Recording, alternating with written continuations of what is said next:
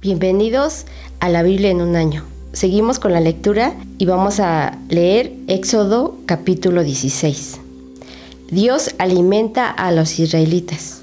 1 mes y medio después de haber salido de Egipto, los israelitas partieron de Elim y llegaron al desierto de Sin, que está entre Elim y la montaña del Sinaí. Allí en el desierto todos los israelitas comenzaron a quejarse de Moisés y de Aarón. Les decían: ustedes nos han traído a este desierto para matarnos de hambre. Hubiera sido mejor que Dios nos quitara la vida en Egipto. Allá por lo menos teníamos ollas llenas de carne y podíamos sentarnos a comer hasta quedar satisfechos. Entonces Dios le dijo a Moisés: voy a hacer que del cielo les llueva comida todos los días, pero la gente recogerá solo lo necesario cada día, y el día sexto podrán recoger el doble. Voy a ver si me obedecen o no.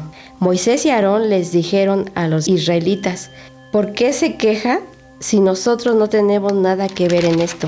Cuando ustedes se quejan de nosotros, en realidad lo que hacen es quejarse de Dios, que es quien nos dice lo que debemos hacer, y Dios ya los ha escuchado. Fue Dios quien los sacó de Egipto y no nosotros, así que esta misma tarde sabrán que Dios está aquí entre ustedes, porque les dará a comer carne, y mañana temprano lo sabrán también, porque les dará todo el pan que puedan comer. Después de esto, Moisés les ordenó a Aarón que reuniera a todos los israelitas para que se presentaran ante Dios, pues él ya había escuchado todas sus quejas. Mientras Aarón estaba hablando con los israelitas, vieron de pronto una nube en el desierto. Era Dios mismo que se apareció en medio de una nube muy brillante, y Dios le dijo a Moisés: ya he oído cómo se quejan los israelitas, pero diles que ahora van a saber quién es su Dios. Por la tarde les daré a comer carne y por la mañana les daré a comer pan. Y así sucedió.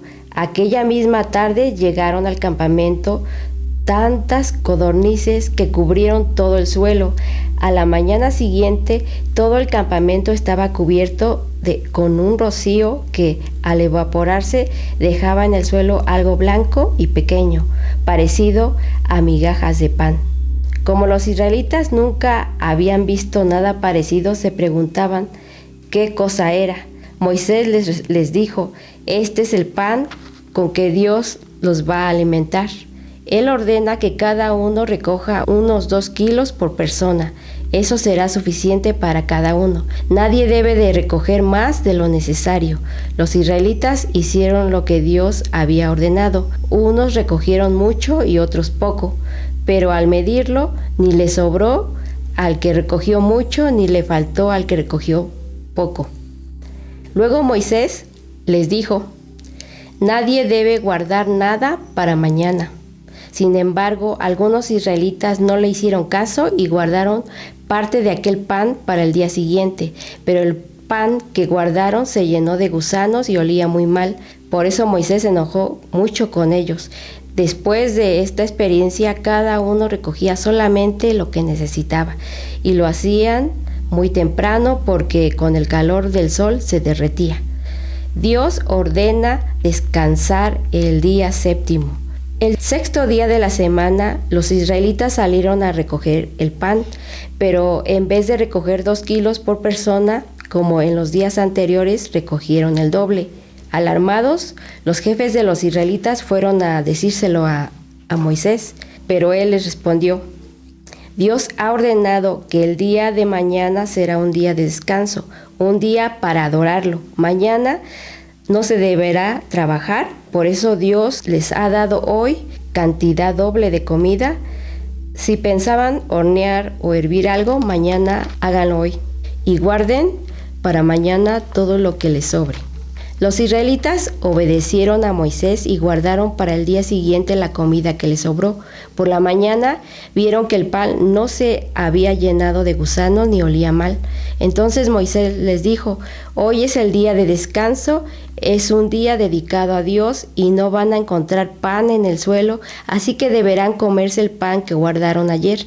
De ahora en adelante siempre encontrarán pan en el suelo durante 6 días, pero nunca en el día séptimo, porque es el día de descanso. A pesar de lo dicho por Moisés, algunos salieron a recoger pan en el séptimo, pero no encontraron nada. Entonces Dios les dijo a Moisés: ¿hasta cuándo me van a seguir desobedeciendo? Si en el día sexto les doy el doble de pan, es para que descansen en el día séptimo. En ese día nadie debe salir de su casa.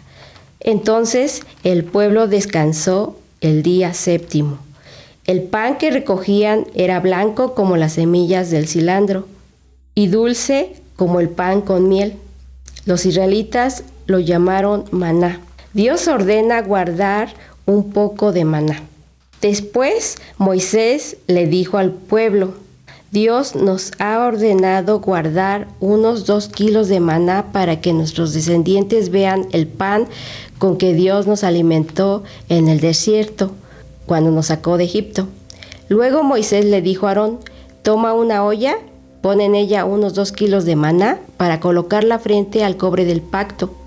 Luego Moisés le dijo a Aarón: toma una olla, pon en ella unos 2 kilos de maná para colocarla frente al cofre del pacto. Allí guardaremos el maná para que nuestros descendientes sepan lo que Dios nos dio a comer. Y Aarón así lo hizo.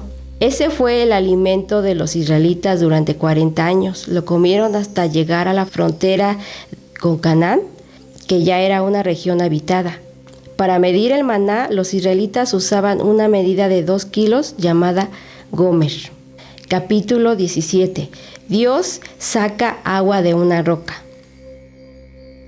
Los israelitas se fueron del desierto de Sin y se detenían en cada lugar que Dios les ordenaba. Al llegar a un lugar llamado Refidim, acamparon pero no encontraron agua. Así que le reclamaron a Moisés: tenemos sed, danos agua. Moisés le contestó: ¿y por qué me reclaman a mí? ¿Por qué dudan del poder de Dios? Pero era tanta la sed que tenían que comenzaron a criticar a Moisés. Le dijeron: ¿para esto nos sacaste de Egipto? ¿Para matarnos de sed, junto con nuestros hijos y nuestros animales? Entonces Moisés le pidió ayuda a Dios y le dijo: ¿qué voy a hacer con esta gente? Poco les falta para matarme a pedradas. Dios le contestó: quiero que lleves a los israelitas hasta la montaña de Horeb. Allí estaré esperándote sobre la roca. Tú adelántate y llévate a algunos de los jefes del pueblo. Llévate también la vara con la que convertiste en sangre el agua del río Nilo. Cuando llegues allá, golpea la roca con la vara, así saldrá agua de la roca y todos podrán beber. Moisés hizo todo esto en presencia de los jefes del pueblo. A ese lugar le puso por nombre Meribá, que significa reclamo, pues el pueblo le había reclamado a Dios. También lo llamó Masá, que quiere decir duda, porque habían dudado del poder de Dios para cuidarlos. Los israelitas pelean contra los amalecitas. Los amalecitas salieron a pelear contra los israelitas. La batalla tuvo lugar en Refidim. Allí Moisés le dijo a Josué: elige a algunos hombres y sal a pelear contra los amalecitas.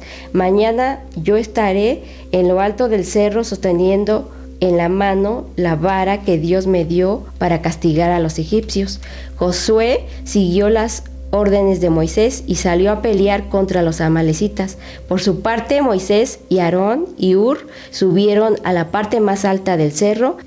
Mientras Moisés levantaba el brazo, los israelitas les ganaban la batalla a los amalecitas. Pero cuando lo bajaba, los amalecitas les ganaban a los israelitas.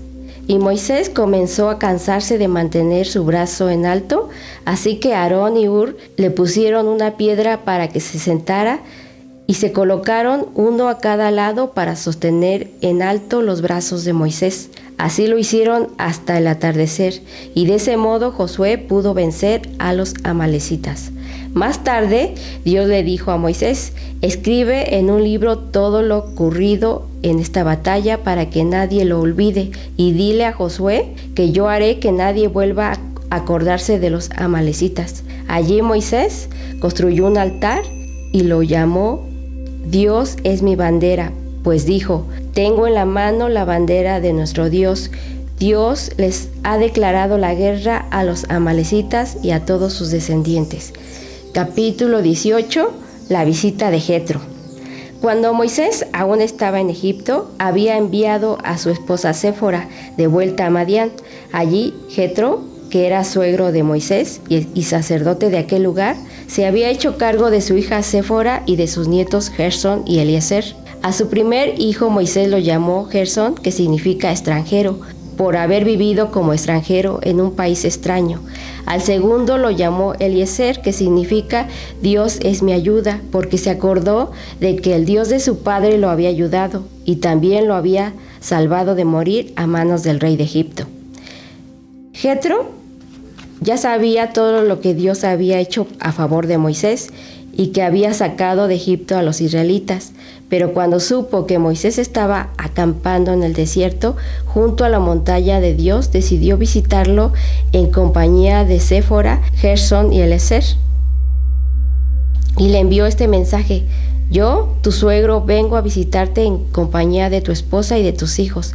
Entonces Moisés salió a recibir a Jetro y con mucho respeto se inclinó ante él y le dio un beso. Cuando terminaron de saludarse, entraron juntos en la carpa y Moisés le contó a Jetro todo lo que Dios había hecho con los egipcios y con su rey. También le contó todos los problemas que los israelitas habían tenido en el camino desde que salieron de Egipto y cómo Dios los había salvado. A Jetro le alegró saber lo bueno que Dios había sido con los israelitas y dijo: bendito sea el Dios de Israel, que los libró del poder de los egipcios y de su rey. Dios los libró de tantos sufrimientos que les causaban los orgullosos egipcios. Ahora sé que el Dios de Israel es más poderoso que todos los dioses. Enseguida Jetro ofreció un cordero en honor de Dios y también le presentó otras ofrendas después de eso. Aarón y los jefes de Israel cenaron con Jetro frente al altar de Dios. Moisés nombra ayudantes. Al día siguiente, Moisés se sentó al escuchar los problemas que los israelitas le presentaban, para luego darles una solución. Todo el día la gente permanecía de pie, esperando su turno para hablar con Moisés. Cuando Jetro observó lo que Moisés estaba haciendo, le preguntó: ¿pero qué estás haciendo? ¿Por qué tienes al pueblo de pie todo el día mientras tú estás aquí sentado? Moisés le contestó: los israelitas vienen a verme cuando alguno de ellos tiene problemas con otras personas. Vienen aquí y me lo cuentan todo, para que Dios diga quién tiene la razón. Yo les doy a conocer la decisión de Dios y les enseño sus mandamientos y sus leyes. Jetro le dijo: eso está bien, lo que no está bien es la manera en lo que lo haces, pues te cansas tú y se cansa la gente. Este trabajo es demasiado pesado para que lo hagas tú solo. Escucha mi consejo y que Dios te ayude. Tú debes presentarte ante Dios en representación del pueblo y pedirle la solución de los problemas. Al pueblo debes enseñarle los mandamientos de Dios y enseñarle también a comportarse, a cumplir sus obligaciones. Para que puedas hacerlo, debes elegir entre los israelitas a la gente que pueda ayudarte. Busca gente que sea capaz y obediente a Dios, que no sean mentirosos ni favorezcan a nadie a cambio de dinero. A unos dales autoridad sobre grupos de 1000 personas, a otros sobre grupos de 100, a otros sobre 50, a otros sobre 10. Serán ellos los que en todo momento escuchen los problemas del pueblo y los resuelvan. Si se les presenta algún problema muy difícil de resolver, entonces te lo pasarán a ti. Con su ayuda, tu trabajo será más fácil. Si Dios te ordena seguir mi consejo y lo pones en práctica, tú podrás aguantar y el pueblo se irá a su casa feliz y contento. Moisés siguió el consejo de su suegro, eligió gente capaz y le dio autoridad para atender los problemas del pueblo. A uno les dio autoridad sobre grupos de 1000 personas, a otro sobre grupos de 100, a otros sobre 50 y a otros sobre 10. Ellos atendían al pueblo en todo momento y solucionaban los problemas más fáciles, dejando que Moisés solucionara los más difíciles. Tiempo después, Moisés despidió a su suegro y éste regresó a su país. Continuamos con la lectura del Nuevo Testamento. Vamos a leer Mateo capítulo 18. ¿Quién es el más importante? En esa misma ocasión, los discípulos le preguntaron a Jesús, ¿quién es el más importante en el reino de Dios? Jesús llamó a un niño, lo puso en medio de ellos y les dijo, les aseguro que para entrar en el reino de Dios, ustedes tienen que cambiar su manera de vivir y ser como niños. Porque en el reino de Dios, las personas más importantes son humildes como este niño. Si alguien acepta a un niño como este, me acepta a mí. Pero si alguien hace que uno de estos pequeños seguidores míos dejen de confiar en mí, merece que le aten al cuello una piedra enorme y lo tiren al fondo del mar. Muchas cosas en el mundo hacen que la gente desobedezca a Dios y no hay manera de evitarlo, pero ¿qué mal le irá a quien haga que otro desobedezca a Dios? Si lo que haces con tu mano o con tu pie te hace desobedecer a Dios, mejor córtatelos y tíralos bien lejos. Es mejor vivir para siempre sin una mano o sin un pie que ir al infierno con las dos manos y con los dos pies. Si lo que ves con tu ojo te hace desobedecer a Dios, mejor sácatelo y tíralo lejos. Es mejor vivir para siempre con un solo ojo que ser echado al infierno con los dos. Recuerden, no desprecien a ninguno de estos pequeños, porque a ellos los cuidan los ángeles del cielo. La oveja. ¿Qué opinan si uno de ustedes tiene 100 ovejas y se da cuenta de que ha perdido una? ¿Acaso no deja las otras 99 en la montaña y se va a buscar la oveja perdida? Y si la encuentra, seguro se alegrará más por esa oveja que por las otras 99 que no se han perdido. De la misma manera, el Hijo de Dios y Padre de ustedes no quiere que ninguno de estos pequeños se pierda y que quede separado de Él para siempre. Perdonar es importante. Si uno de mis seguidores te hace algo malo, habla con él a solas para que reconozca su falta. Si te hace caso, lo habrás ganado de nuevo. Si no te hace caso, llama a uno o a 2 seguidores míos para que te sirvan de testigos. La Biblia enseña que toda acusación debe hacerse frente a 2 o más testigos. Si aquel no les hace caso, infórmalo a la iglesia. Y si tampoco quiere hacerle caso a la iglesia, tendrás que tratarlo como los que no creen en Dios o como a uno de los que cobran impuestos para el gobierno de Roma. Les aseguro que cualquier cosa que ustedes prohíban aquí en la tierra, desde el cielo, Dios la prohibirá. Y cualquier cosa que ustedes permitan, también Dios la permitirá. Les aseguro que si 2 de ustedes se ponen de acuerdo aquí en la tierra para pedirle algo a Dios que está en el cielo, Él se los dará. Porque allí donde 2 o 3 de ustedes se reúnan en mi nombre, allí estaré yo. Entonces Pedro se acercó a Jesús y le preguntó, Señor, si un miembro de la iglesia me hace algo malo, ¿cuántas veces debo perdonarlo? ¿Solo 7 veces? Jesús le contestó, no basta con perdonar al hermano solo 7 veces.